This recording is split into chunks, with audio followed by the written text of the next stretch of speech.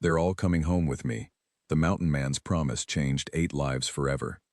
Dale Thatcher had not planned to stop at the feed store that Friday. He had a list. Dog food was on it. Nothing else mattered.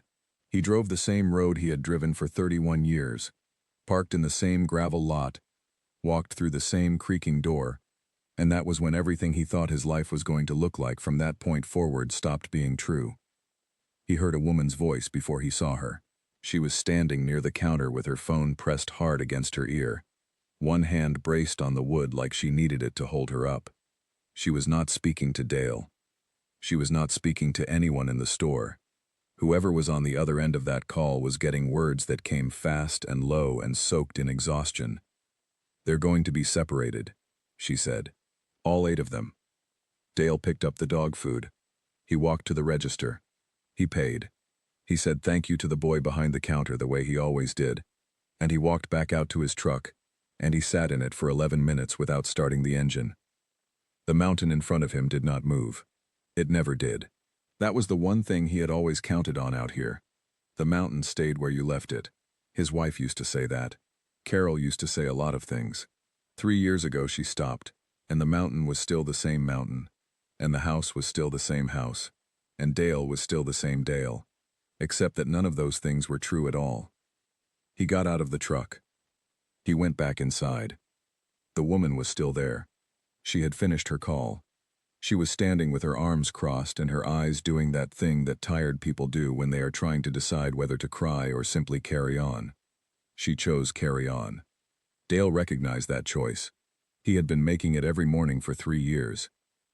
Her name was Rhonda. He would learn that later. Right now she was just a woman with dark circles under her eyes and a county animal shelter badge clipped to her jacket, and she looked up when the door creaked and she saw a big, quiet man with a gray beard and a bag of dog food he had already paid for, and she said, "Can I help you?" Dale said, "I heard what you said on the phone." She waited. "The 8, he said. "Tell me about them." Rhonda looked at him the way people look at strangers who say things that could go either direction, kind or strange or both. She studied him for a long moment. Then she pulled out a folder from her bag, because people who work in shelters always have folders, and she placed it on the counter between them, and she started talking. Dale listened. He did not interrupt. He did not ask easy questions. When she was done, he looked at the folder, then at her, then at the window, then back at her. "I have 40 acres, he said. Rhonda blinked. "House is a 4-bedroom. There's a barn that's in decent shape. I've got a well, and the wells never run dry. Not once." He paused. "I'm retired. I'm home every day. I have no reason not to." She stared at him. "You understand what you're saying?" "I do." "You haven't even—" "I know." She closed the folder. She opened it again. She was not a woman who made fast decisions, and she was not a woman who bent rules she didn't believe in bending.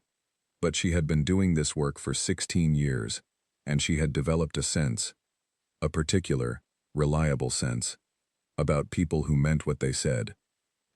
She looked at Dale Thatcher, standing there with his dog food and his 40 acres and his 4-bedroom house and his 3 years of silence pressing behind his eyes. She pulled out a different form. Dale Thatcher signed his name in 3 places. He had good handwriting. Carol had always said so. He drove home that night thinking about square footage. His dog, a 10-year-old shepherd mix named Pepper who was mostly deaf and entirely opinionated, met him at the door with the usual complaint. Dale fed her, made himself a cup of coffee, and stood in the kitchen looking at the rooms that led off the hallway. 4 bedrooms. 3 years of empty. He walked through each one. He was not a sentimental man, not in the way people say it, but he stopped in the doorway of the room Carol had used as a sewing room, and he stood there for a moment, not going in, not stepping back, just standing. The window faced east. She had liked that. Morning light, she called it. He closed the door gently and went to find his toolbox. He was going to need shelving. The next morning he drove back into town before the hardware store opened and waited in his truck in the parking lot. which was not something Dale Thatcher had done for anything in a long time. Waiting implied wanting. Wanting implied expecting. He had spent 3 years very carefully not expecting anything, because expectation was a door, and every door you opened could also be closed. But he waited, and when the hardware store opened, he went in and spent 2 hours and more money than he had planned, and he drove home with the truck bed loaded, and he built things all weekend with his sleeves rolled up, and Pepper watching him from a respectful distance. Rhonda called him Sunday evening. "The paperwork is processing," she said. "There are some steps we have to." "How long?" 3 days. Maybe 4. "Okay." A pause on her end. "Are you sure, Dale?" It was the first time she used his name. It landed with a small weight, the way first names do when they come from someone who has decided to take you seriously. "I'm sure," he said. He was not sure. He was also not going to say that, because unsure was just the word people used before they did something that mattered. He cleaned the house Tuesday. He was not a messy man, but the house had accumulated 3 years of a certain kind of clutter, the clutter of someone who is only living in a portion of what they own. Stacks of unread mail, coffee cups in rooms where coffee cups had no business being, a coat he had not worn since Carol's last winter, still hanging on the hook by the door, because taking it down had always felt like a declaration he was not ready to make. He took it down on Tuesday morning. He folded it. He put it in a box on the top shelf of the hall closet. He did not think about it again. Wednesday he fixed the barn door that had been dragging since April. He replaced 2 boards on the fence along the east pasture. He found a leak in the barn roof that had not been a leak when Carol was alive, which meant it had developed sometime in the 3 years when he had not been the kind of person who checked barn roofs. He fixed it. Thursday, Rhonda called again. "Tomorrow," she said. "Early. I'll be there." She gave him an address. He wrote it down on the notepad by the phone even though he already knew where it was. He had worked adjacent to that building for most of his career as a ranger. He knew every road in this county the way he knew his own hands. He hung up. Pepper looked at him. "We're getting company," he told her. She wagged once and went back to sleep. Friday came the way Fridays do in the mountains, quiet and cool, the kind of morning where the fog sits low in the hollows and the sky goes pale gold before it decides to be blue. Dale drove with both windows cracked. He did not play the radio. He had not played the radio in the truck since Carol, because she had always controlled the radio, and the silence had started as grief, and then become simply his preference. He pulled into the shelter lot at 7:15. Rhonda was already there, standing outside with a clipboard and 2 other staff members, and an expression that was equal parts professional and exhausted. He got out of the truck. She walked toward him. Behind her, through the building's side door, Dale could already hear it, the particular sound of more than one life waiting to be told what happens next. Rhonda said, "Good morning." Dale said, "Good morning." She handed him a folder. "These are the final documents. Once you sign, it's—" "I know," he said. He signed without reading them again. He had read them twice already. He knew what he was agreeing to. She looked at him. He looked at the door. "Ready?" she said. He did not answer right away. He looked at the mountains behind the building, the same mountains he had walked for 30 years, the ones that did not move, the ones you could count on. Then he looked at the door. "Yes," he said. Rhonda opened it, and Dale Thatcher walked in to meet the 8 lives he had just promised to take home. He had driven this stretch of road so many times that his hands knew when to turn before his eyes saw the sign. But the truck felt different. The weight was different. The sound was different. 8 passengers will do that to a vehicle and to a man.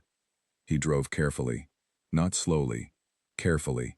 There is a difference, and Dale understood it the way anyone understands things they have had to learn the hard way. The one sitting directly behind him was the largest of the group, a broad, steady presence that Dale could feel without turning around. He had not made eye contact during the loading. That was fine. Dale did not require eye contact to extend trust. He had worked with enough wild and wary things in 30 years of Forest Service to know that trust was an offering, not a demand. The one to the far right in the back had not stopped watching the tree line since they left the parking lot. The mountains were rolling past the window, deep green and mist-edged, and she tracked every gap in the trees with a focus that was not curiosity. It was something older than curiosity, something that had been necessary once and had not yet received the message that it could rest. Beside her sat a young one, the smallest, who had pressed against the window and fallen asleep within 8 minutes of the truck moving. Just like that. Out. As though the motion of going somewhere had been the permission she needed. Dale glanced in the rearview mirror at her and looked away before he let himself feel anything about it. The cab held two. Dale drove. And beside him, the one he would come to think of as the watchful one, sat with his body angled slightly toward the window and slightly toward Dale at the same time, as though he had not yet decided which direction safety was coming from. Dale kept his eyes on the road. "No rush," he said aloud. "Not to anyone in particular. To the truck, maybe. To the mountain. We've got time." Nobody answered. That was fine, too. He stopped once, about 40 minutes in, at a gas station on the edge of the next town over. He filled the tank.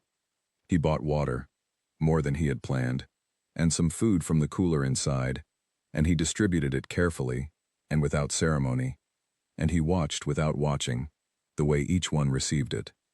The young one woke up for food and went back to sleep immediately after.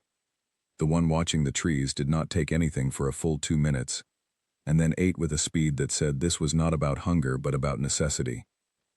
Dale filed that away. He did not have a notebook for these observations. He did not need one. He had spent 3 decades learning things by paying attention, and attention was one of the few capacities that had not diminished in him. He got back in the truck. He drove. The county road turned to gravel about 6 miles from the house. The sound changed under the wheels, that particular crunch and give that Dale associated with home, the way some people associate a smell or a song. Pepper was going to hear them coming. She always heard the gravel, even mostly deaf, even sleeping. The house came into view around the last curve. Dale had rebuilt it, mostly by hand, in his 40s. Before that it had been his parents' house, and before that it had been nobody's house for a decade. Falling into the mountain's idea of patience, he had pulled it back. 4 bedrooms, good bones, a porch that wrapped 3 sides, a barn 60 yards east, and 40 acres of mostly forest with a creek that ran reliably all 4 seasons. Carol had called it the right-size house for the wrong-size family. They never had the family she meant. He parked. He cut the engine. For a moment no one moved. Then Dale got out, left his door open, and walked to the house without looking back. He had read somewhere, a long time ago, that the best thing you could do in these moments was move with purpose and let everyone else decide when they were ready. He did not remember where he had read it. He remembered that it was true. He went inside. He put water on.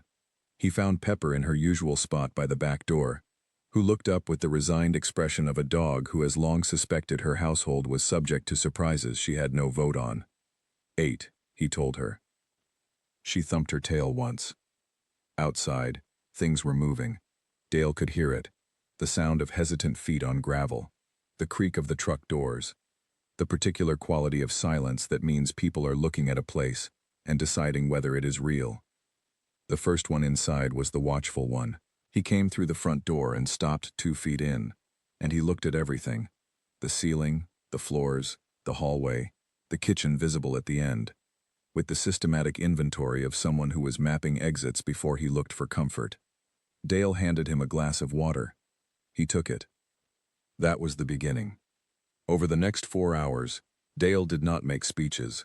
He did not give tours. He showed people where things were when they asked, or when he noticed them looking. He pointed out the bathroom. He pointed out the back door. He mentioned the barn, casually, the way you mention weather. He made enough food for 12 people because he had always cooked like Carol was coming home, and he had never quite learned to scale down. The young one, the smallest, had woken up fully once they were inside, and had attached herself to the space near the kitchen counter, with an intensity that was slightly startling. She watched Dale cook with an expression that was not quite wonder, and not quite suspicion. Somewhere in between. Dale gave her something to stir. She stirred it with enormous seriousness. His name was Owen, the broad, quiet one who had been behind him in the truck. He had still not spoken by the time food was on the table, but he sat, and he ate, and once, near the end of the meal, he looked around the table at the others, and then at Dale, and he gave a single nod, the kind of nod that does not need words because it is already the word. Dale nodded back. The one who had been watching the tree line, Dale learned her name was Grace, had spent most of the first afternoon outside, not wandering, positioned. She had found a spot near the corner of the porch where she could see the road, the tree line, and the barn door all at once, and she had stationed herself there like someone who had been burned by not watching, and was never going to let that happen again. Dale brought her food. He did not sit down beside her. He set the plate on the porch railing and went back inside. When he checked an hour later, the plate was clean. That was something. The two who seemed already close, who had arrived side by side, and had remained side by side through every transition since, were named Patrick and Nora. They had the easy shorthand of people who understand each other through habits rather than words. Patrick handed Nora things before she asked. Nora moved to make room for Patrick before he needed it. They were a unit, and the unit was its own thing, and Dale recognized that and left it alone. The one who had been returned before, and Rhonda had told Dale this, quietly, in the parking lot before they left, in the way you tell someone something they need to know even though it hurts to say it, was named Leo. Leo was 7 years old in the way that some 7-year-olds are 7, and some are already something else. He had learned to be easy to overlook. He sat where he was put. He answered questions with the minimum number of words. He kept his things very close to him, and very organized, which is what people do when they have learned that their things can disappear without warning. Dale noticed all of this. He did not comment on any of it. The sixth was a young woman named Claire, who had not made eye contact with Dale once since the shelter, but who had, somewhere around the time dinner was being cleared, begun to move around the kitchen in a way that suggested she knew what kitchens were for. She wiped the counter without being asked. She stacked dishes with a competence that was automatic. She was helping because helping was how she made herself acceptable in a new place. Dale understood that.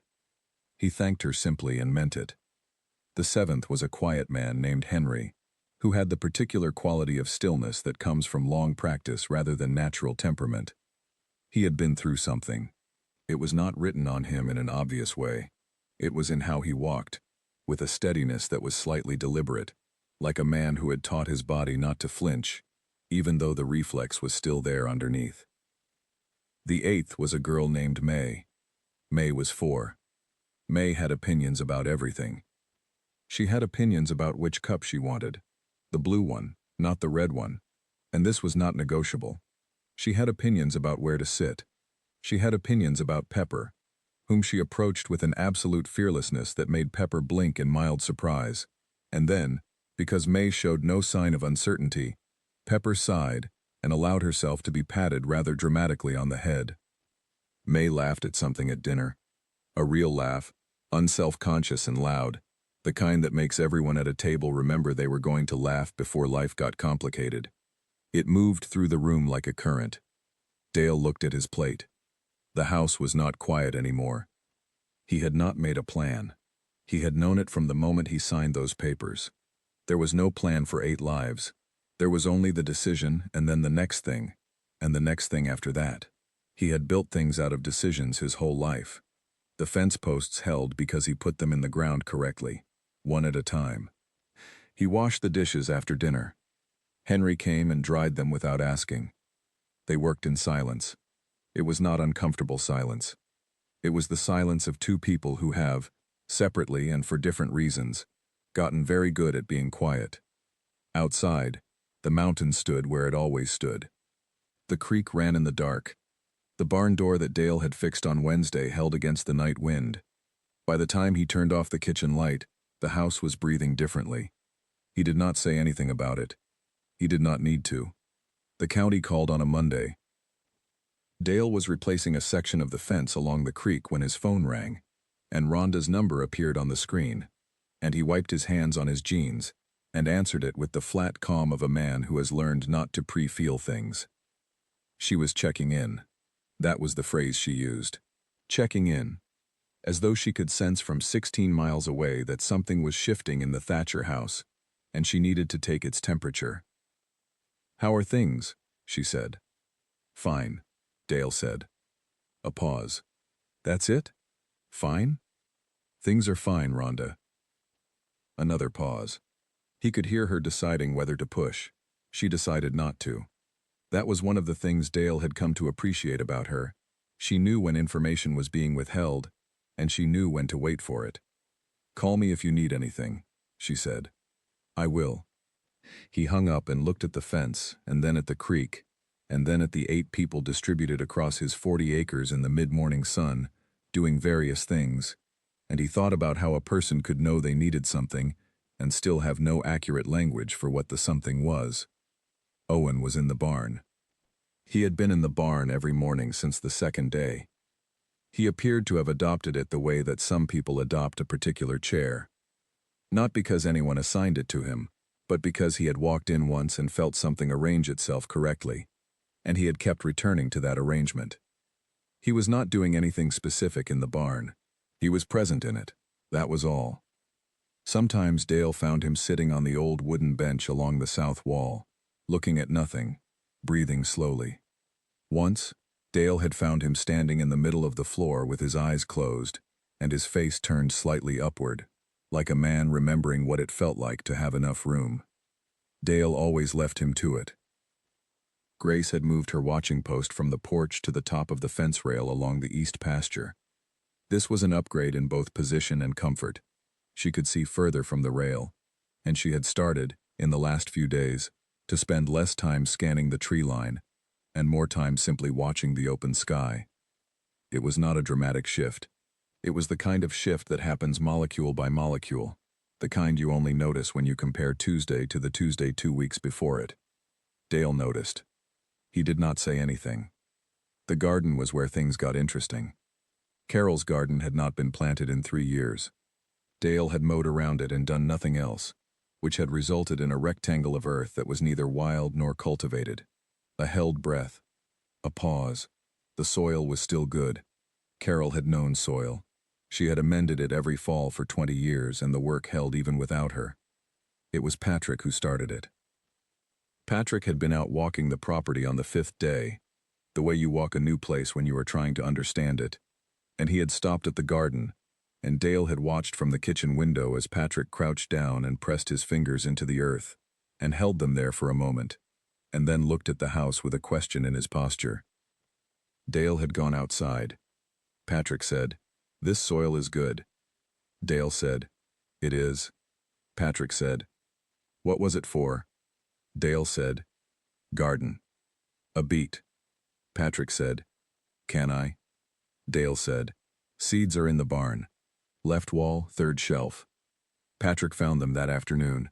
By the next morning he had recruited Nora, who turned out to have strong opinions about spacing, and Leo, who appeared at the garden's edge and stood watching for 2 hours before he picked up a hand tool and started working without announcement.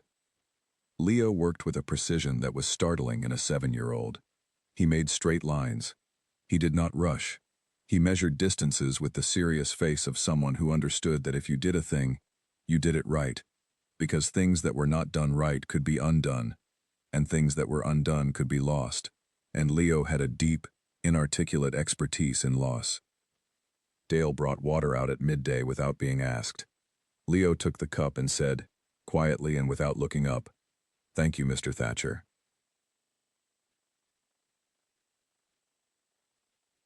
It was the most words Leo had said to him at one time. Dale said, "Dale."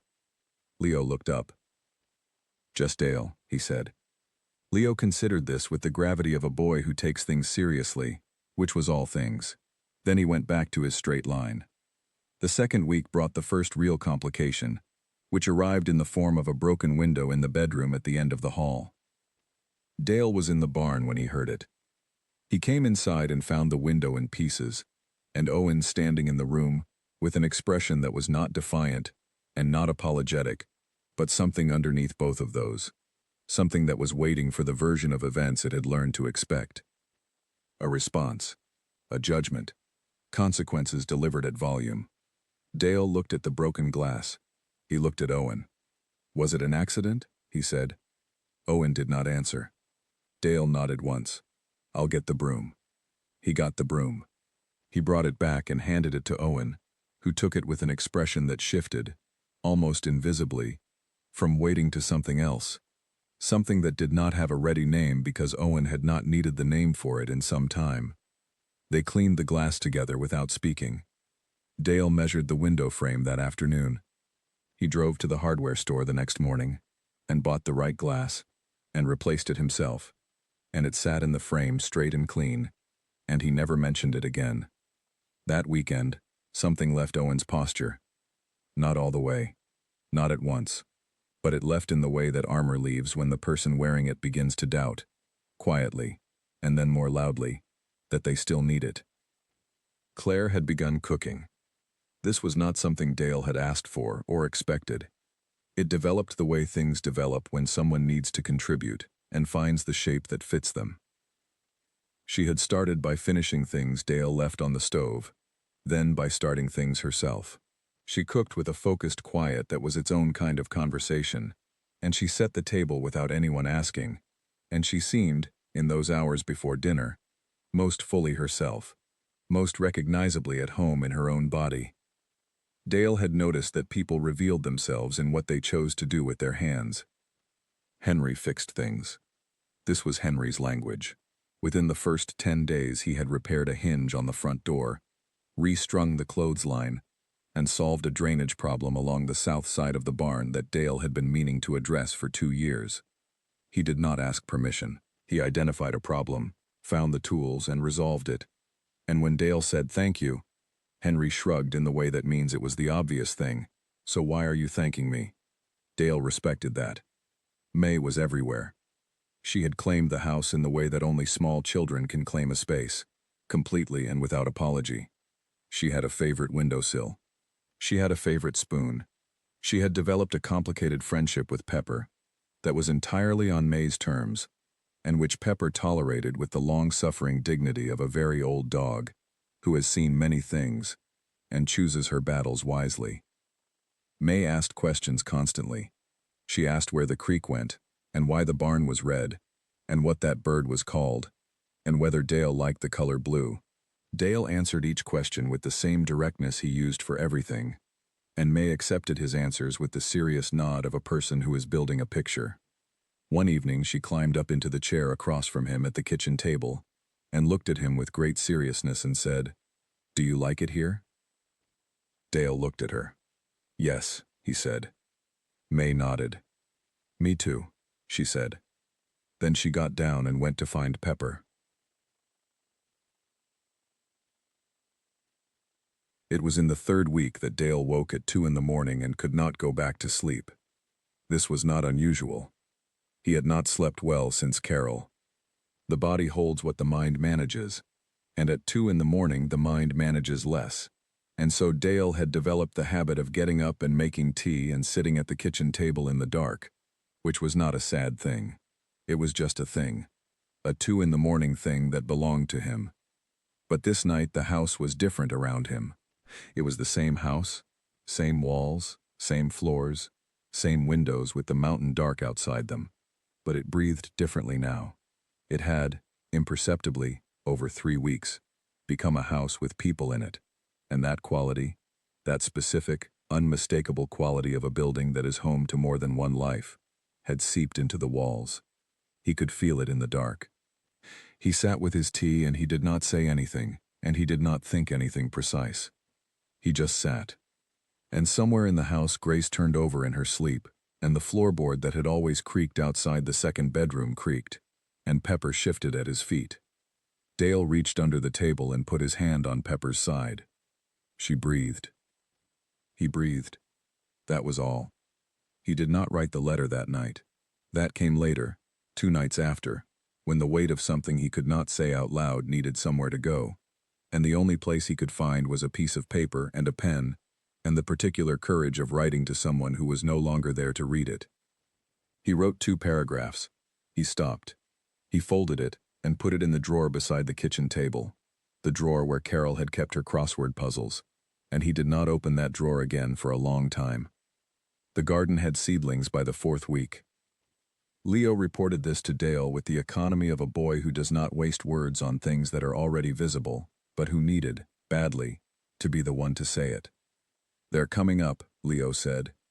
Dale walked out to the garden and looked at the thin green lines pushing through the dark soil, and he looked at Leo standing beside him with his arms at his sides and his chin slightly lifted. "Good work," Dale said. Leo looked at the seedlings. "They just needed the right ground," he said. He walked back to the house. Dale stood at the edge of the garden alone for a while. The mountain was the same mountain. The creek ran the same way it had always run.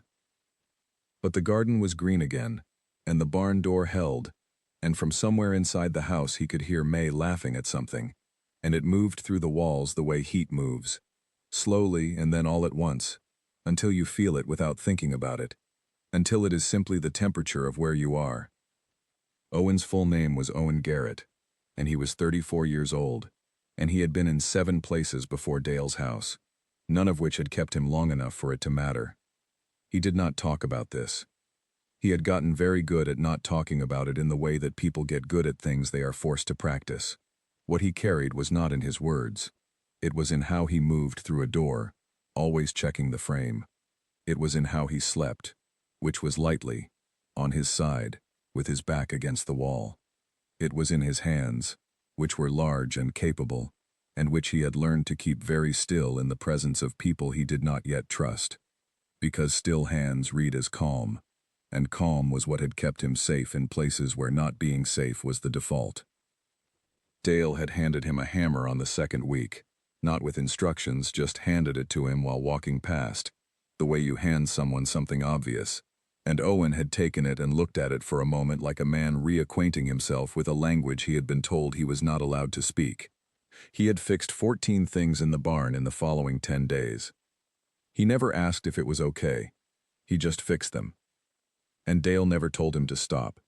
He just made sure the tools were where Owen could find them. That was the arrangement. Unspoken. Complete. Grace Ellen Whitmore was 41 years old, and she had once had a house of her own, a fact she held privately and without drama. She had been a careful person most of her life, careful with money, careful with trust, careful with the distance she kept between herself and the kind of need that made you vulnerable. Carefully had not saved her from the thing that happened. Careful almost never does.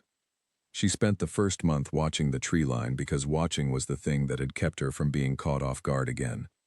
She had constructed the entire structure of her current life around the principle of never being caught off guard again.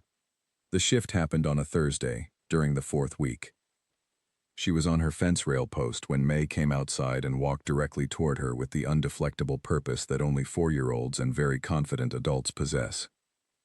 May had a picture she had drawn. It was a picture of the house, recognizable mainly by the brown square and the 4 windows, and she held it up to Grace and said, "This is for you." Grace looked at the picture. She took it. May ran back inside. Grace sat on the fence rail for a long time after that, with the picture in her hands, and she did not watch the tree line once. Patrick Hale was 28 years old, and had grown up in a city, which nobody would have guessed from watching him work the garden. He had learned plants from a grandmother who had grown them in pots on a 5th-floor balcony, a woman who believed fiercely that things could grow anywhere if you gave them the right attention, which had been her philosophy about Patrick as well, and which he had mostly not been given the chance to test until now. He worked the garden every day without exception, even when it rained. Especially when it rained, actually, because rain was something you worked with, not against, and Patrick had a strong conviction that you worked with things rather than against them, which had occasionally made his life harder in situations that required resistance and easier in situations that required patience. Nora Bradley was 26 years old and had been Patrick's friend for 3 years before they arrived at Dale's house together. She had a gift for organization that was almost physical. She could look at a disordered space and feel it as discomfort, and the remedying of that discomfort was not effort for her but relief. She reorganized the kitchen on the ninth day with Claire's cooperation and Dale's bemused permission, and afterward the kitchen functioned better, which Dale acknowledged by saying, "Huh," and then quietly using the new system without comment. Nora laughed about that later. It was a real laugh. She had a good one. Leo Marcus was 7 years old and he had been in 3 homes before this one. The first one he did not remember very clearly, which was its own kind of information. The second one he remembered clearly enough that he organized his small possessions every night before bed, lining them up with a precision that was not about the possessions but about the knowledge that you could not count on things staying where you left them, and so you should at least start with them where you knew they were.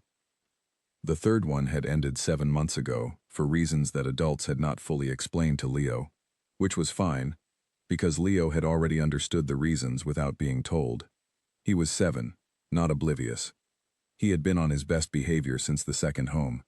He understood that best behavior was a kind of currency, and that currency could run out, and that you held on to it carefully. He said please and thank you. He did not ask for things. He did not complain. He did his work in the garden with a precision that was not about the garden.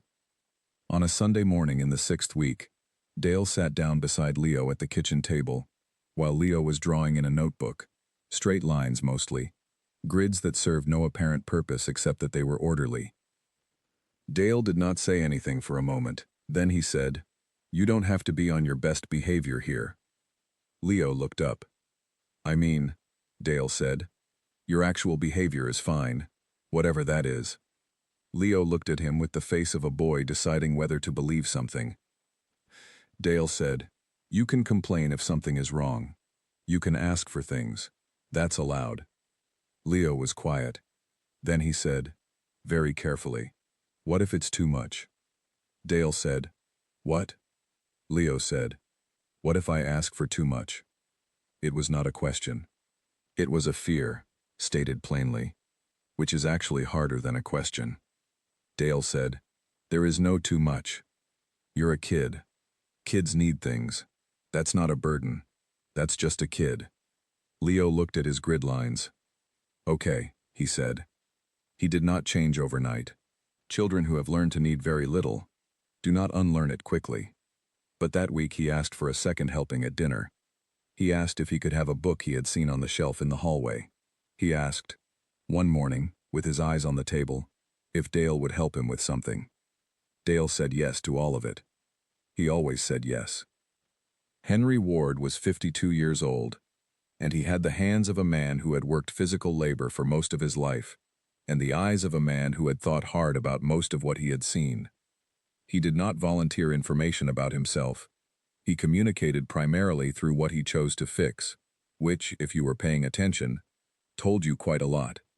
He had fixed the front door hinge because a door that did not hang right bothered him more than he could articulate.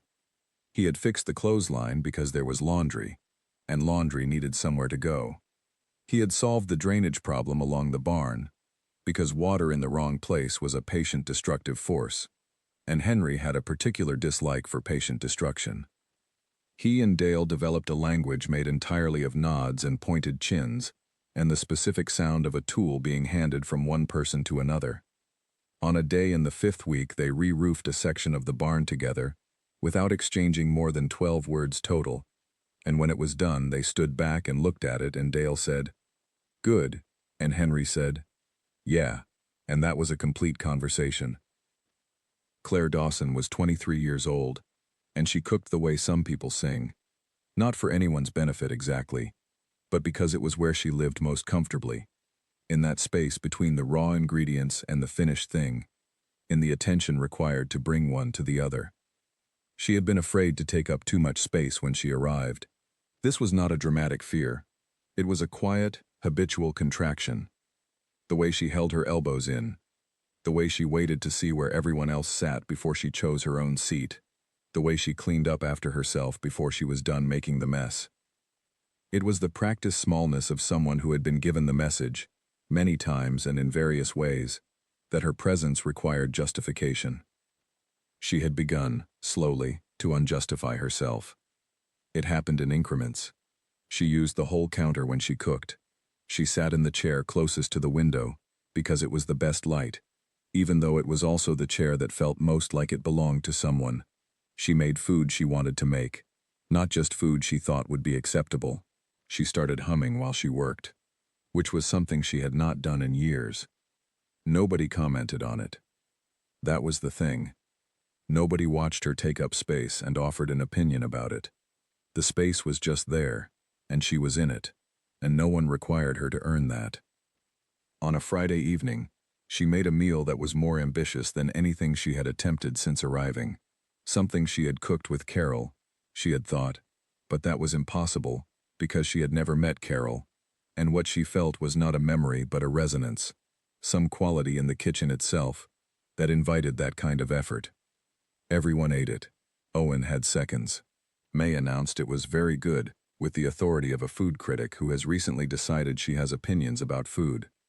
Claire stood at the sink afterward and looked out at the mountain going blue-dark in the evening, and she thought about nothing in particular, which was the first time in a very long time that nothing in particular had been available to her.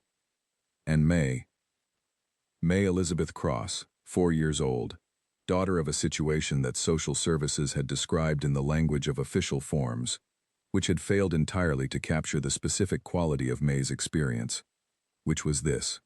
She had been the smallest person in a very large problem, and she had survived it by being interested in things. She was interested in Pepper. She was interested in the creek, which she was not allowed to visit without an adult, and about which she held very strong views regarding this policy. She was interested in Leo's grid drawings, which she did not understand, but which she treated with the respect owed to something serious. She was interested in the barn and what Owen did in it. She was interested in how bread rose. She was interested in whether the mountain had a name and why it was that color in the morning. She was interested in Dale. She had decided, with the immediate certainty of a 4-year-old who has not yet learned to doubt her instincts, that Dale was safe. She had decided this on the first day, and had not reconsidered it since, because May was not a reconsiderer. She was a decider. She sat with him sometimes in the evenings when the others were doing their various things. She did not always talk. Sometimes she simply occupied the chair across from him with her feet not quite reaching the floor, and her expression that of someone keeping pleasant company, which was what she was doing. On a night in the 7th week she said, "Dale." He looked up from the book he was not quite reading. What was this house before? He thought about how to answer that. It was a family's house, he said. A long time ago. Then it was my parents'. Then mine and my wife's. May considered this. Where is she? She died, Dale said, 3 years ago. May looked at the table. She looked up. Does it still hurt? Dale was quiet for a moment. Yes, he said. May nodded slowly, with the gravity of a child who takes pain seriously rather than trying to fix it. Okay, she said. Then she slid off the chair and went to find Pepper. Dale looked at the window. The mountain was dark. The house was warm. He left the book on the table and went to make tea. Rhonda Alcott drove out on a Saturday morning in the 8th week, unannounced, which was very much like her, and arrived to find Dale on the porch with a cup of coffee watching Owen and Henry work on something structural near the barn. She sat beside him. He handed her a cup without being asked. She watched the yard. Grace was on the fence rail in the sun, not watching the trees, just watching the open field. Patrick and Nora were in the garden, disagreeing amiably about something. Leo was nearby, not disagreeing with anyone, making a straight row with a hand tool. May was sitting in the middle of the yard doing something with pebbles that had clear internal logic and no apparent external purpose. Claire was inside. The smell of something baking moved through the front door when the breeze came from the east. Rhonda held her coffee with both hands. I need to ask you something, she said. Go ahead. She looked at the yard. She looked at the fence rail where Grace sat in the sun. She looked at Leo's straight row. She looked at May and her pebbles. Why, she said. The real reason. You've had 8 weeks with it now. You've had time to know. Dale drank his coffee. He was quiet for long enough that Rhonda thought he was not going to answer, which would also have been an answer, and she was prepared to accept it. Then he said, I had a good life. Carol and I built something real. And then she was gone, and I was here, and the house was here, and everything we built was still here, but it didn't mean what it meant before." He stopped. I wasn't depressed. I wasn't falling apart. I was fine. I was just taking up space I wasn't using. Rhonda waited. "And I heard you say they were going to be separated," he said. "All 8 of them." He looked at his coffee cup. "I know something about things that belong together, being pulled apart." He paused. "That's it. That's the whole thing." Rhonda was quiet. Then she said, "You know what I thought when you came back in that store? That I was going to make a problem." "No," she said. "I thought, that's a man with too much room." Dale looked at her. She looked at the yard. "Room in the house," she said. "Room on the land, room in—" She stopped. "I've been doing this 16 years. I know what it looks like when someone has run out of room inside themselves, and when someone has too much of it and doesn't know what to do with the excess." She held her cup. "You had so much room, Dale." And they needed somewhere to be. Dale did not say anything. He looked at the yard. Owen had stepped back from whatever he and Henry were doing and was watching something in the tree line. Not the way Grace used to watch it. Not with the vigilance of anticipation, but the way you watch a thing that interests you. A bird, maybe. Or just the light in the leaves. He was watching it with the unhurried attention of a person who does not need to be anywhere else. Leo had finished his row. He straightened up and looked at it, and something small and satisfied moved through his face before he schooled it back to his usual seriousness. But Dale saw it. May had built something with her pebbles. She was now showing it to Pepper, who was listening with the courtesy of the very patient. The breeze moved across the porch again. Something in the oven was close to done. Rhonda said softly, "How are you?" Dale sat with the question. He was a man who answered questions accurately, or did not answer them. He had never seen the point in the other thing. "Better," he said. "Not good, not great, not the triumphant better of resolution. Just better, the way ground feels after rain. Not transformed, not healed, just returned to something workable." Rhonda nodded. They sat together in the quiet for a while. The mountain was the same mountain. The creek ran in the low ground, unseen, reliable. Grace got down from the fence rail and walked, without hurrying, toward the house. She passed the porch. She looked at Dale and Rhonda and gave the smallest nod, the kind that means, "I see you, I am fine. There is no need for the kind of attention that requires a response." She went inside. A moment later, May's voice from the yard. "Leo. Leo. Look what I built." Leo walked over.